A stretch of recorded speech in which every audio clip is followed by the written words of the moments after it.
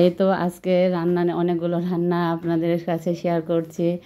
আর এই তো এখানে দুধ, তারপরে হচ্ছে যে মাংস, বাদাম বাটা, পেঁয়াজ বাটা, অনেক কিছুই আছে। আমি আপনাদের মাঝে আজকে রান্নাগুলো শেয়ার করব।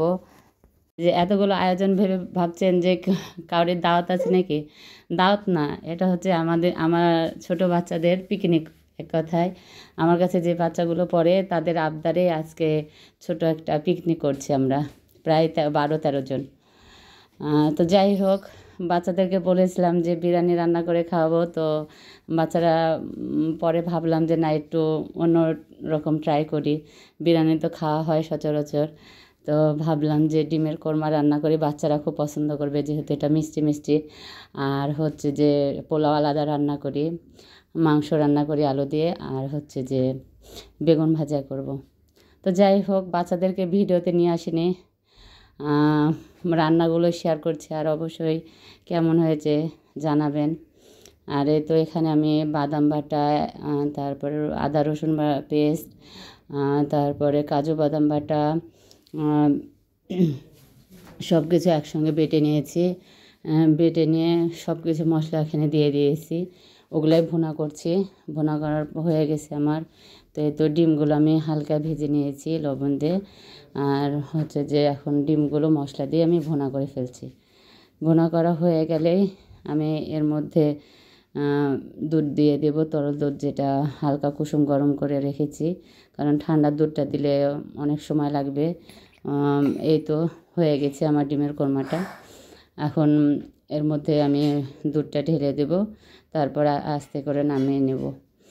আর এপাশে আমি ভুনা হতে থাক ডিমের কোরমাটা, আর এপাশে আমি মুরগিটা চাপিয়ে দেব।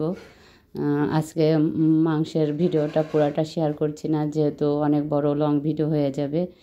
এই তো আমি ডিম ভুনা করতে করতে আমি মাংসটা ধুয়ে পরিষ্কার করে নিয়েছি। আর হচ্ছে যে পাশে দুধটা ঢেলে দিলাম।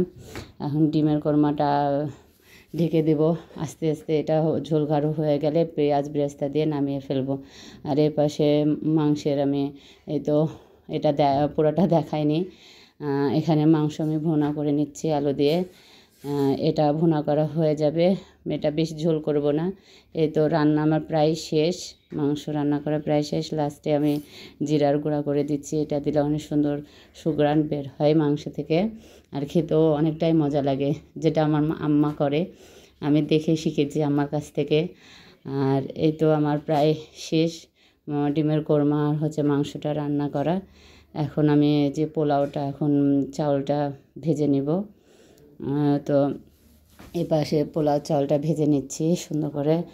আর আমি কোনো দিন এতগুলো রান্না পোলাও একসঙ্গে করিনি, ফার্স্ট টাইম করছি। তাও মাশাল্লাহ, পোলাওটাও অনেক ঝরঝরা হয়েছে এবং অনেক সুন্দর হয়েছে। তো এই তো চালটা খুব ভালো করে ভেজে নিচ্ছি। ভেজে নেওয়ার পরে এতে পানি দিয়ে দেবো। এক চুলা পানি দিয়ে বসিয়ে দিয়েছি আমি, গরম পানি, ওইটা ঢেলে দেব। ঢেলে দেওয়ার পরে হচ্ছে যে কাঁচামরিচ, লবণ, এগুলো স্বাদ মতো সব দিয়ে দেব। তো চাউল ভাজা প্রায় শেষ, আমি পানি ঢেলে দেব। তো পানি দেওয়া প্রায় এখন শেষ। তো কতগুলো কাঁচামরিচ আমি ঢেলে দিলাম এবং লবণ দিয়ে দেবো স্বাদ মতো। আর আজকে এই পর্যন্তই। ভালো লাগলে অবশ্যই কমেন্ট করবেন আর লাইক দিবেন, আর আমার রেসিপিগুলো অবশ্যই শেয়ার করবেন। আল্লাহ হাফেজ। এ পর্যন্ত আরও কিছু ভিডিও আছে, সেগুলো আমি পরে শেয়ার করব। আল্লাহ হাফেজ। কিন্তু আমার চ্যানেলে যদি যারা নতুন, তারা অবশ্যই সাবস্ক্রাইব করবেন আর একটা লাইক দিবেন।